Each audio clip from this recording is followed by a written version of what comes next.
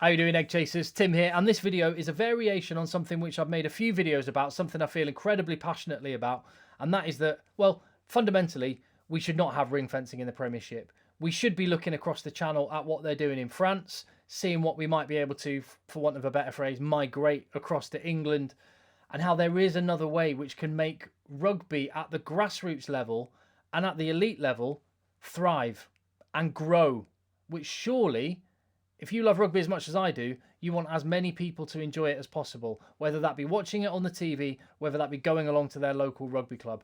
That is what we all want. That is how you generate the kind of money that the sport needs.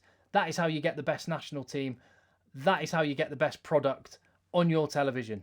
Which, by the way, how good is midweek rugby? Fair play BT Sport, they've done a cracking job. I'm very biased when I say that, but they really have, and I'd be up for more midweek games. But that's another conversation. Let's get on to this one then. And it started because of a chat I had online with the guys on Twitter, with the guys at Rugby Inside Line. And you can see it there. They started a little conversation, and I pointed out the strength of the French system in building a brilliant domestic product. I've made videos on this which are right there in the feed, and I've gone into real depth in previous videos on the French domestic rugby system, which is a massive success financially, participation numbers, and what's happening to the French national team. It's not just my opinion, the facts bear this out. It is doing an amazing job, and France are at the position in domestic rugby where they not just have two thriving professional leagues, they've got a third.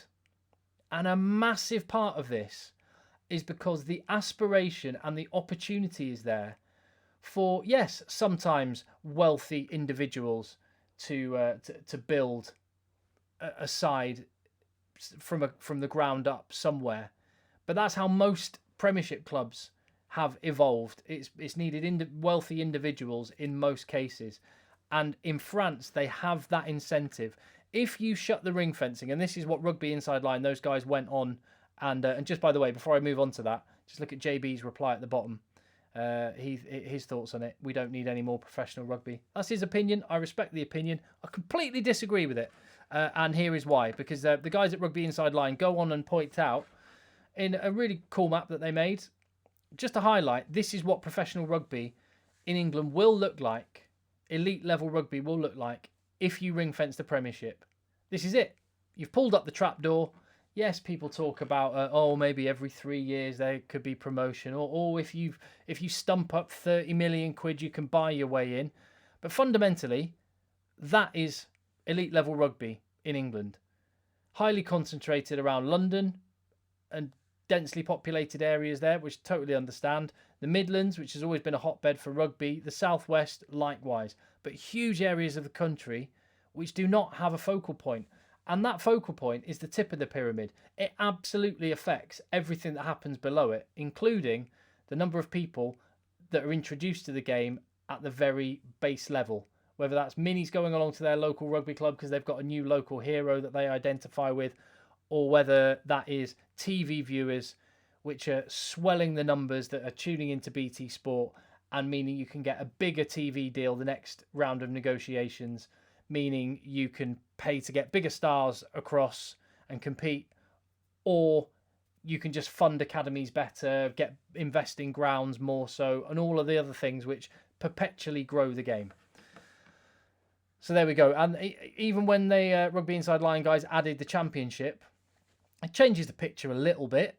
You get Nottingham and you get Leeds, so you get some representation in Yorkshire, only West Yorkshire, mind you, not East or North Yorkshire, which are huge potential areas for growth.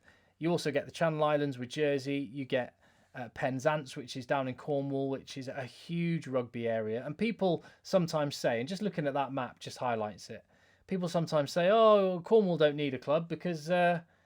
don't need a top flight club because there's Exeter. Well, it's as close, or it's probably even closer. I think it is closer to Bristol from Exeter to Penzance.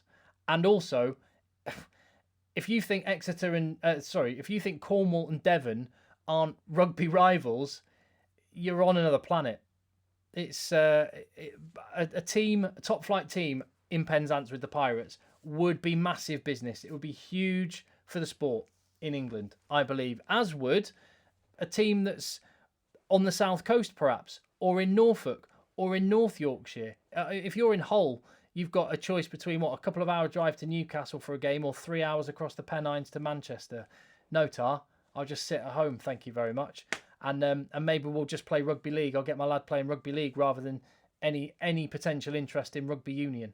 The opportunities are massive, and that map just demonstrates it. And I've got one also personal example, which I saw. Well, I was going to say first hand. It's actually second hand, but I saw it through the eyes of my brother, who was playing at Nottingham. What are we talking now? Must have been around 2010 to 2014, that kind of period.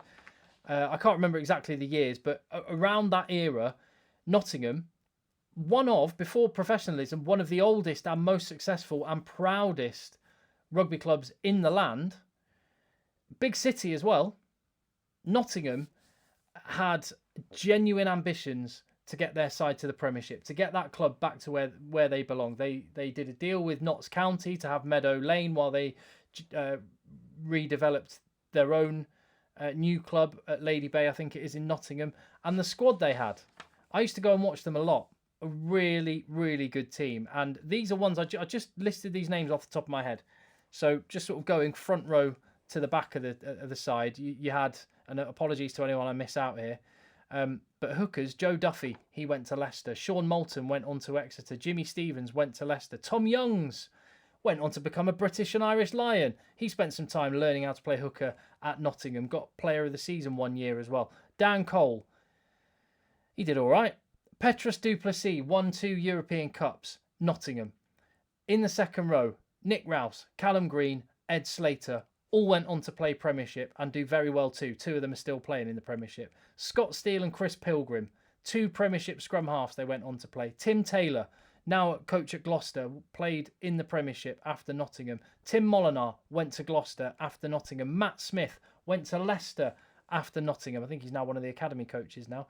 Tim Strether and Alex Lewington both went to Saracens after playing at Nottingham. And there are more. There are more. Point being, the club had everything in place. They had a ground. They had a squad. This was at a time when Exeter and Bristol and London Welsh and there were other, Plymouth Albion, were all very seriously trying to make that step up. And some of them got very, very close. Plymouth Albion got really close at one point. And Nottingham did too. But ultimately it fizzled out. Why? Why did it fizzle out? Because these clubs realised the truth. And they have since. Championship clubs have largely realised the truth, which is that the Premiership is ring-fenced already. That is the truth which no one speaks. The Premiership is ring-fenced. The Premiership always has been ring-fenced, because if you get relegated from the Premiership, you come down with a parachute payment, meaning you have way more money than any team in the Championship.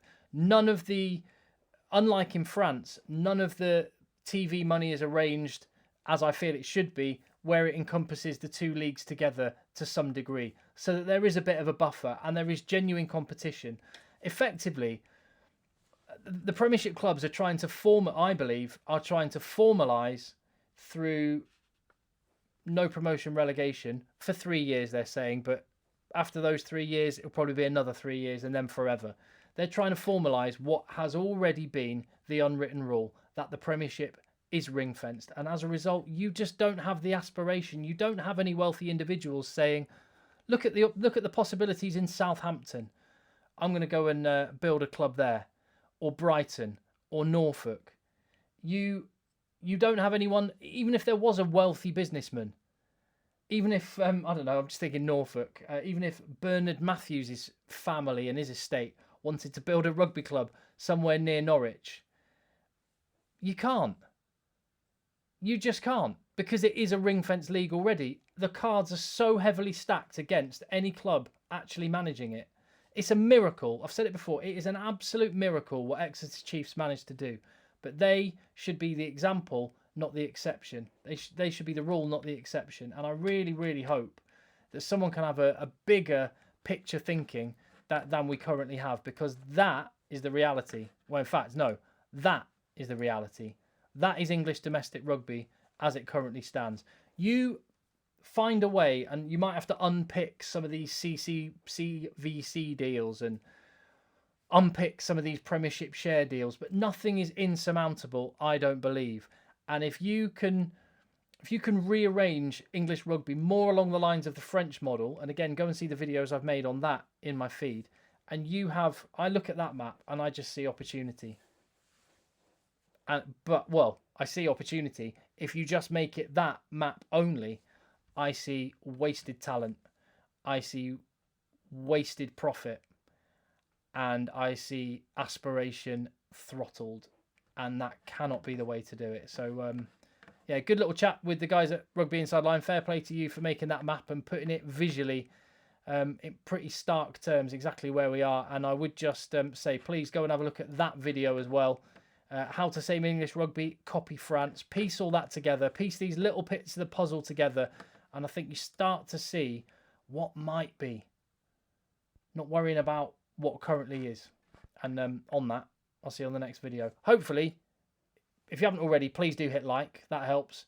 And hopefully I've earned your little click on that red subscribe button. See you on the next one.